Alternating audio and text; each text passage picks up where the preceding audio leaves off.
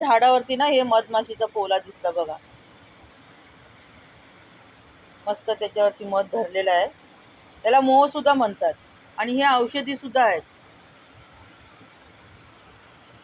लहान मुलांना जर खोकला होत असेल ना तर 2 लवंगा भाजून त्याच्यामध्ये 2 थेंब मधाचे टाकून त्यांच्या जर जिभेला चाटवलं तर खोकला लगेच थांबतो.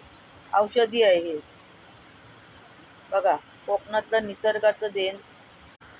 याला जर आणखीन थोडे दिवस ठेवलं असतं ना तर याला माकडाने खाऊन टाकलं असतं, म्हणून हे घेऊन आले घरी. थोडं का होईना औषधासाठी तरी मध होईल. छान आहे एकदम, बऱ्यापैकी मध निघालाय. मध चांगला पिलून काढतात आहे. हे बघा बऱ्यापैकी निघालाय मध,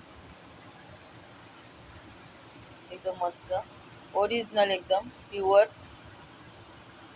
माझ्या चॅनलला सबस्क्राईब करायला विसरू नका. Bye bye.